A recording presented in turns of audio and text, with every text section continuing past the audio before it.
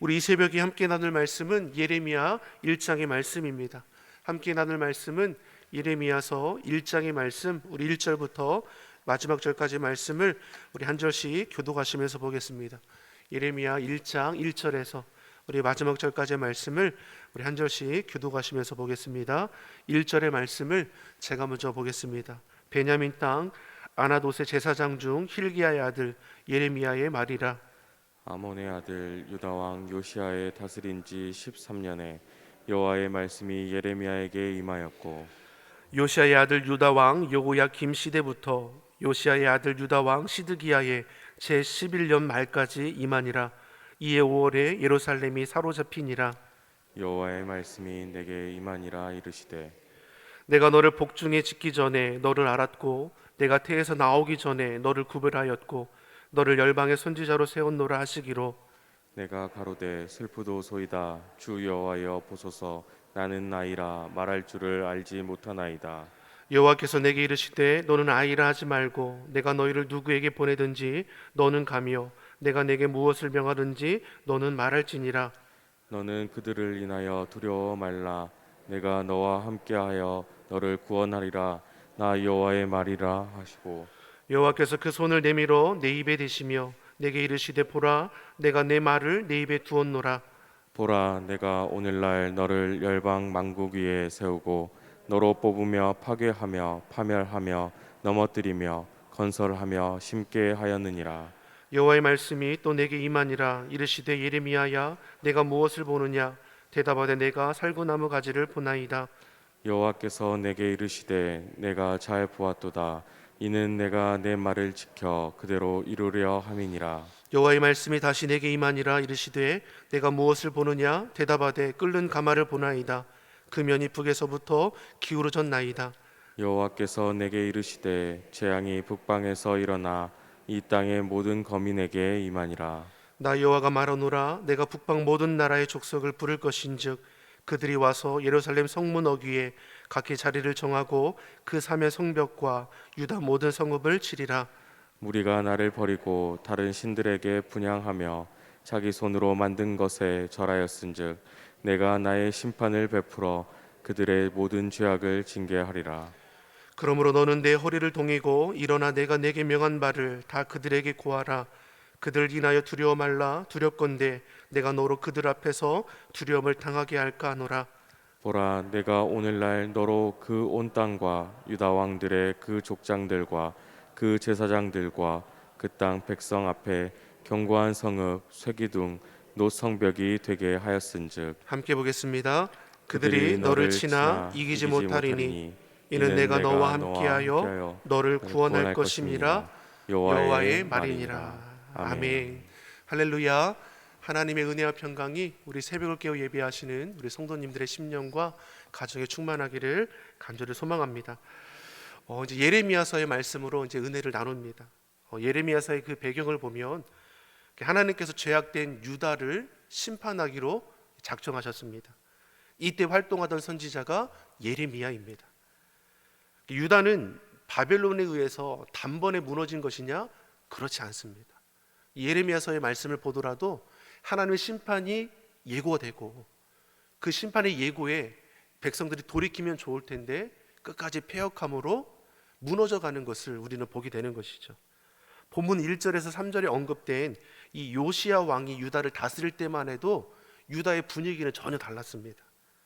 요시야는 8살에 왕이 되어서 31년간을 통치하면서 영적 개혁을 단행했던 왕입니다.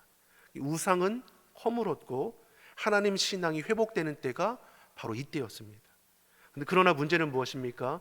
이 요시야 왕이 죽은 이후에 유다는 내리막길을 또 걷게 되는 것입니다. 영적 개혁을 통해 정결케 되었던 유다가 금세 또 타락하게 되는 것입니다. 그렇게 유다가 점차 무너지는 것을 보며 이 당시 사역을 감당하던 자가 예레미야 선지자입니다. 그러니 예레미야 선지자의 그 심정이 어떠했겠습니까?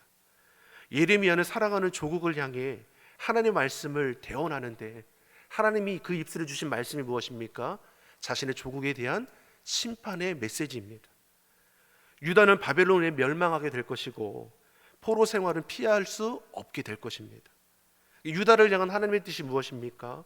무너지고 뽑힌 후에야 다시 세워지게 될 것이라는 겁니다. 그러니 심판의 날을 향해 나아가는 이 자기 민족을 향해 그 아픔에 예레미야 선지자는 하나님의 말씀을 증거하지만 그 눈에 눈물이 마를 날이 없는 겁니다. 그래서 예레미야 선지자를 가리켜 우리는 눈물의 예언자라고 말합니다. 예레미야는 유다와 예루살렘을 위해 임할 하나님의 심판을 외치지만 유다 백성들은 전혀 듣지 않습니다. 오히려 심판을 예고하는 예루살렘에 대한 배척이 예레미야를 향한 배척만이 더 심해질 뿐입니다. 요시야 왕이 죽고 그의 아들 여호야김이 통치할 때 바벨론의 1차 침공이 있었습니다. 이때 예루살렘 성전 기구 일부와 소수의 왕족과 귀족을 포로로 끌고 가게 됩니다. 이때 다니엘과 세 친구들이 포로로 끌려가는 것을 우리는 알 수 있습니다. 또 여호야김의 그의 아들 여호야긴이 통치할 때는 또 2차 침공이 있었을 때입니다. 이게 바벨론의 느부갓네살 왕은 성전의 모든 보물, 왕궁의 모든 보물, 왕과 어머니를 비롯해서 예루살렘의 그 모든 백성들, 지도자들, 용사 10,000명, 어지간한 사람들은 다 포로로 끌고 가게 됩니다. 이때 선지자 에스겔도 끌려가게 됩니다. 제가 얘기하는 것이 무엇이냐면 이 바벨론에 의해서 단번에 무너진 거냐? 그렇지 않다라는 것이죠. 1차 침공이 있었고 2차 침공이 있었고 그 사이사이에 하나님의 그 심판의 메시지가 선포되었음에도 불구하고 여전히 패역한 유다 백성들은 돌이키지 않았다는 것이죠. 다시 말해 예레미야를 통해서 심판이 예고됨에도 불구하고 여전히 헛된 우상을 의지하고 쫓고 하나님을 의지할 백성들이 이방 나라를 여전히 의지했다는 것입니다. 이후에 시드기야 왕이 통치할 때는 또 어떻습니까? 그도 예레미야 권고를 무시하고 바벨론을 견지하기 위해서 애굽을 의지하게 됩니다. 그러다가 느부갓네살 왕의 3차 바벨론의 침공을 받게 되고 이때 예루살렘과 성전이 회파되고 시드기야 왕은 두 눈이 뽑혀 포로로 끌려가게 되고 유다라는 나라는 완전히 망하게 됩니다. 예레미야는 이 모든 과정을 지켜보면서 누구도 듣지 않는 하나님의 말씀을 전한 선지자입니다. 물론 심판의 메시지만 전하는 것이냐? 그렇지 않습니다. 하나님의 심판을 예고하시는 것은 회복을 전제하는 것입니다. 하나님께서는 구원과 소망의 메시지도 주셨습니다. 너희가 70년이 지나면 포로에서 회복되게 될 것을 말씀하시는 것이죠. 오늘 본문 10절이 이와 같은 내용을 함축해서 보여줍니다. 오늘 본문의 10절의 말씀은 예레미야서를 한 줄로 요약하는 말씀이자 예레미야 그 삶과 그 사역이 어떠한지를 우리가 알 수 있게 하는 말씀입니다. 우리 10절의 말씀을 우리 한번 같이 보겠습니다. 10절의 말씀 같이 한번 보겠습니다. 보라, 내가 오늘날 너를 열방 만국 위에 세우고 너를 뽑으며 파괴하며 파멸하며 넘어뜨리며 건설하며 심게 하였느니라. 아멘. 자, 이전 것은 다 뽑아버리고 파멸하며 넘어지게 될 것을 말씀합니다. 그리고 다시 세우고 다시 심어진다는 것이죠. 이를 위해 예레미야 선지자를 하나님께서 부르셨습니다. 자신의 족이 무너진 것을 보게 되는 것이지만 하나님의 약속의 때가 되면 다시금 회복이 될 것입니다. 예레미야서는 심판의 경고 속에서도 피어나는 회복의 말씀이 증거되는 겁니다. 그래서 예레미야서 31장 31절의 말씀을 보면 이렇게 말씀합니다. 나 여호와가 말하노라. 보라, 날이 이르리니 내가 이스라엘 집과 유다 집에 새 언약을 세우리라. 옛 언약은 지나가고 새 언약이 세워질 때가 올 것을 말씀합니다. 여기서 새 언약은 우리가 잘 아는 것처럼 새 언약으로 오시는 예수 그리스도, 십자가를 통해서 세워주실 것을 우리에게 예고해 주시는 것입니다. 옛 언약, 율법으로 우리가 구원함을 얻는 것이 아니라 예수 그리스도를 그 믿는 믿음으로 우리가 구원함을 얻게 될 때를 말씀해 주는 것입니다. 이처럼 하나님은 우리로 새 언약의 백성인 교회로 세워주시는 것이죠. 그리고 교회된 우리를 통해 지금도 헛된 우상에 빠져 살아가고는 이들을 위해서 우리를 통해서 기다리시고 찾기를 원하신다는 것입니다.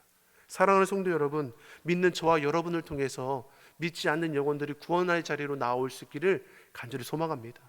우리가 품고 있는 영혼 구원을 위해 기도하는 것을 결코 멈추지 않길 바랍니다. 영혼 구원을 위해서, 영혼 성장을 위해서 여러분 기도하시기 바랍니다. 내가 하는 것이 아니라 나를 통해 행하실 하나님의 역사를 우리가 기대하며 믿음 가운데 행하여 나가기를 예수님의 이름으로 축원합니다. 우리 4절과 5절의 말씀을 같이 보겠습니다. 우리 본문 4절 5절의 말씀 같이 한번 보겠습니다.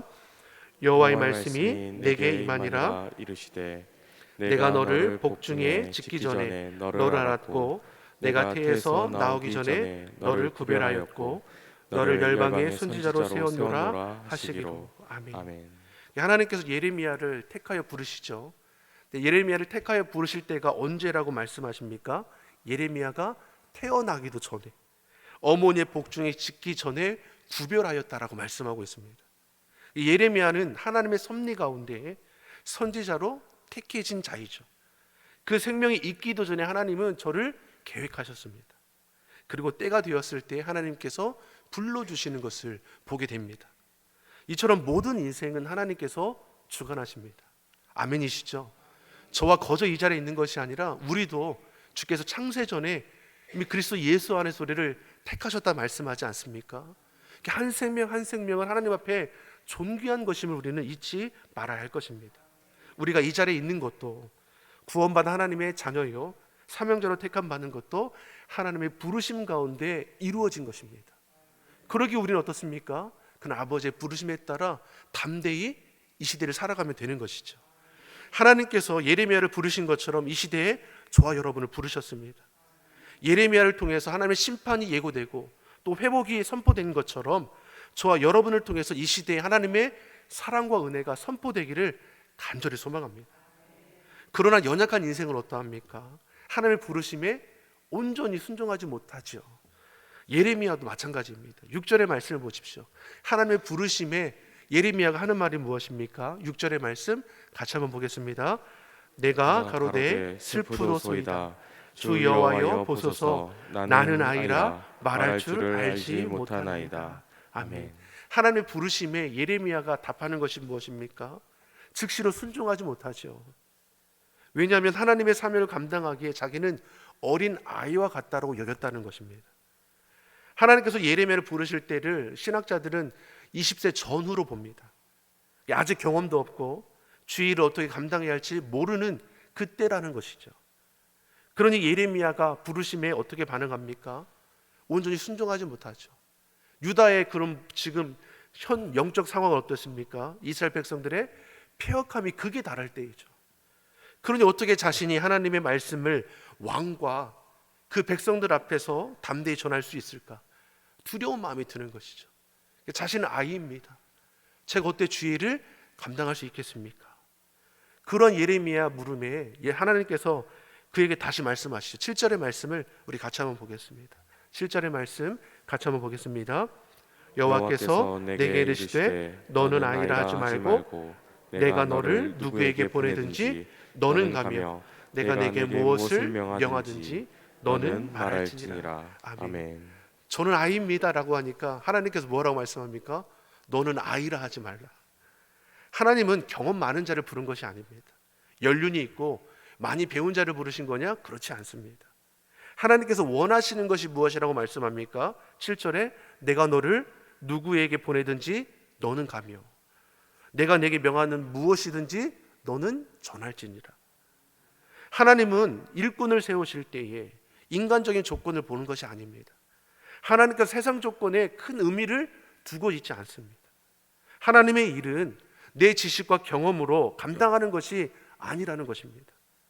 하나님께서 애굽에서 종살이 하던 이스라엘 백성들을 구원하기 위해 택한 자가 누구입니까? 힘 있는 젊은 장수입니까? 그렇지 않았습니다. 나이 많은 80세의 모세였습니다.